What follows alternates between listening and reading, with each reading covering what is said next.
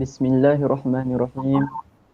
Assalamualaikum warahmatullahi wabarakatuh dan selamat sejahtera hadirin sekalian.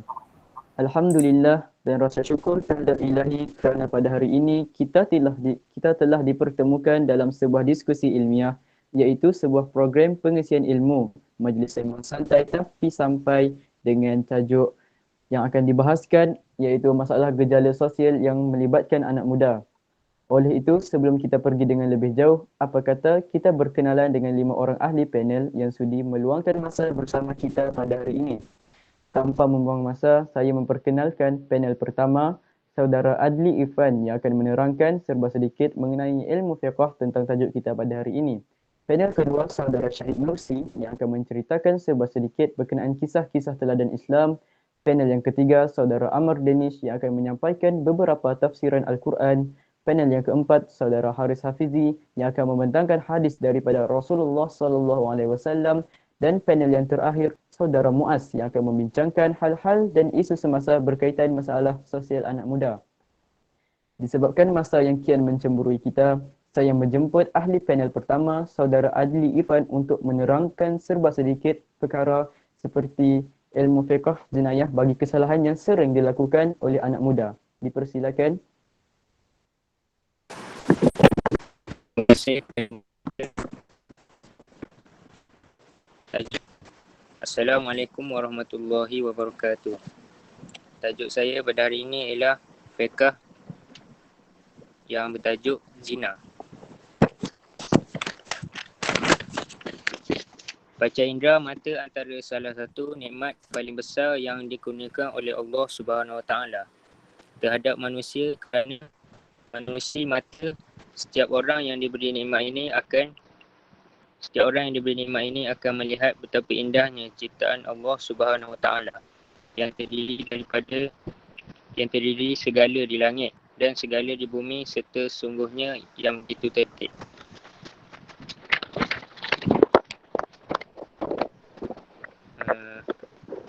Oleh itu, anak muda zaman sekarang perlulah menjaga panca indera iaitu mata, telinga dan mulut. Kerana pada zaman sekarang anak muda banyak terlibat dengan gejala sosial yang boleh menjerumuskan diri kita ke dalam maksiat. Sekian, terima kasih.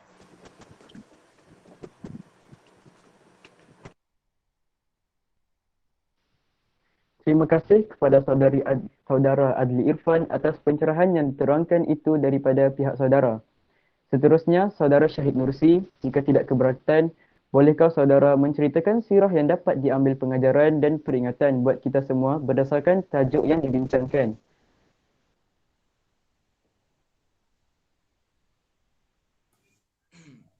Terima kasih kepada moderator kerana memberi saya peluang untuk berbicara pada waktu petang yang indah ini. Tanpa memperlengahkan waktu lagi, tajuk saya pada petang ini adalah kisah Nabi Muhammad dengan seorang pemuda lelaki yang ingin berzina. Berdasarkan hadis, Nabi Muhammad didatangani oleh seorang pemuda yang ingin berzina. Pemuda itu berkata, "Ya Rasulullah, izinkanlah aku untuk berzina." Kemudian orang-orang yang di sekeliling Nabi Muhammad pun mencela orang itu. Kemudian Nabi Muhammad berkata, dekatkan dia. Lalu pemuda itu pun datang menghampiri Rasulullah. Kemudian Rasulullah bertanya kepadanya, adakah kamu suka sekiranya berlaku perzinaan terhadap anak perempuanmu? Kemudian pemuda lelaki itu berkata, tidak, demi Allah. Kemudian Rasulullah bertanya lagi, adakah kamu suka sekiranya perzinaan itu berlaku kepada ibumu? Kemudian pemuda itu berkata, tidak, demi Allah. Kemudian Rasulullah bertanya lagi, adakah kamu suka sekiranya perzinaan itu berlaku kepada saudaramu? Pemuda itu menjawab, tidak, demi Allah. Kemudian Rasulullah menjawab, begitu juga dengan orang lain. Mereka tidak suka sekiranya saudara, ibunya ataupun anak perempuannya terlibat dalam kes perzinaan ini. Kemudian Rasulullah menghulurkan tangannya kepada pemuda itu lalu berdoa, Ya Allah, ampunkanlah dosanya, bersihkanlah hatinya, peliharalah bahagian-bahagian peribadinya. Setelah doa itu dimakbulkan oleh Allah, pemuda itu tidak sedikit pun memikirkan tentang perzinaan. Sesungguhnya Allah Subhanahu Wa Taala dan Rasulullah melarang keras umat-umatnya melakukan perzinaan. Oleh itu, sebagai umat Islam, kita hendaklah mengelakkan diri kita daripada melakukan perbuatan maksiat seperti zina. Kerana Allah tidak menyukai hamba-hambanya melakukan maksiat. Sekian, terima kasih. Terima kasih kepada panel kedua kita iaitu saudara Syahid Nursi akan kisah yang baru sahaja dikongsikan itu tadi. Saya harap kita dapat mengambil iktibar dan pengajaran berdasarkan kisah tersebut. Seterusnya, panel yang ketiga, saudara Ammar. Saudara Ammar, ramai anak muda yang sering terlibat dengan kesalahan-kesalahan yang sering dipandang remeh oleh masyarakat. Saya meminta saudara Ammar untuk mengemukakan beberapa potongan ayat Al-Quran untuk mengukuhkan bahawa kesalahan mereka tidak boleh dipandang remeh dan boleh membawa kepada kemudaratan. Dipersilakan saudara Ammar. Terima kasih kepada moderator. Saya akan mentafsir ayat daripada surah Al-Isra ayat 32. Bismillahirrahmanirrahim. Wala taqrabuz zina innahu kana fahishatan wa sa'a sabila. Maksudnya, dan janganlah kamu menghampiri zina. Sesungguhnya zina itu ialah perbuatan yang keji dan satu jalan yang jahat, iaitu jalan yang membawa kepada kerosakan. Allah telah menetapkan bahagian zina. Antaranya ialah zina mata dengan melihat, zina lidah dengan ucapan, dan juga zina hati dengan membayangkan atau merasakan syahwat. Kesimpulannya, kita mestilah menjauhi zina supaya hidup kita sentiasa diberkati dan dirahmati. Sekian, terima kasih. Terima kasih kepada saudara akan penerangan ayat-ayat suci Al-Quran yang baru diterangkan oleh saudara. Saya harap kita dapat merenungi tafsiran pada ayat-ayat tersebut agar diri kita tidak mudah terlibat dengan masalah ini. Tanpa membuang masa, saya menjemput ahli panel yang keempat iaitu saudara Haris Hafizi untuk menyampaikan potongan hadis daripada Rasulullah yang menunjukkan bahawa dekatnya kita dengan hari kiamat. Terima kasih kepada moderator. Saya akan menyampaikan hadis Rasulullah SAW tentang zina.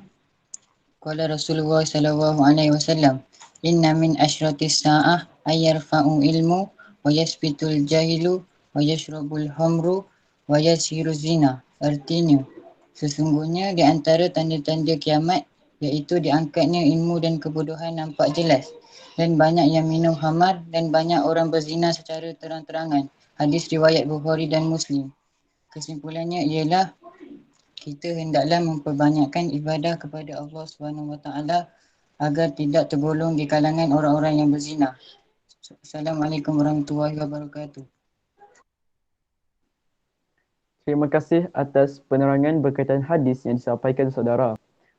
Panel yang terakhir, saya menjemput saudara Muaz untuk membahaskan serba sedikit mengenai isu semasa berkaitan masalah ini. Dipersilakan. Terima kasih kepada moderator. Hari ini saya akan membahaskan tentang masalah gejala sosial di kalangan orang muda. Gejala sosial di Malaysia semakin meruncing. Gejala sosial dapat diklasifikasikan sebagai satu jenayah yang melibatkan etika dan moral individu. Jenayah ini bukan sahaja dilakukan oleh golongan muda, malahan remaja dan orang tua juga turut terlibat dalam masalah ini. Terdapat banyak punca seperti daripada pengaruh rakan sebaya, pengaruh media sosial dan banyak-banyak lagi. Hal ini sangatlah penting untuk dicegah sebelum menjadi teruk pada masa hadapan. Sekian, terima kasih. Terima kasih kepada saudara Muaz akan pendapat yang dibahaskan oleh pihak saudara itu tadi. Saya harap anak muda tidak mudah terjebak dengan masalah ini kerana ianya boleh membawa kepada kemudaratan pada diri sendiri. Kesimpulannya, kita haruslah mengelak daripada terjebak dalam masalah sosial yang boleh mendatangkan pelbagai masalah dan kemudaratan serta boleh mengundang kemurkaan Allah Subhanahu Wa Taala. Dengan ini berakhirlah majlis kita pada hari ini. Saya harap ilmu yang disampaikan cukup jelas dan mudah difahami serta dapat dimanfaatkan dalam hidup kita. Semoga ilmu yang diberikan juga dapat mengubah diri kita menjadi lebih baik. Saya menutupi majlis kita dengan sebuah pantun. Kalau ada sumur di ladang, boleh saya menumpang mandi. Kalau ada umur yang panjang, boleh kita berjumpa lagi. Wabillahi taufiq wal hidayah. Wassalamualaikum warahmatullahi wabarakatuh.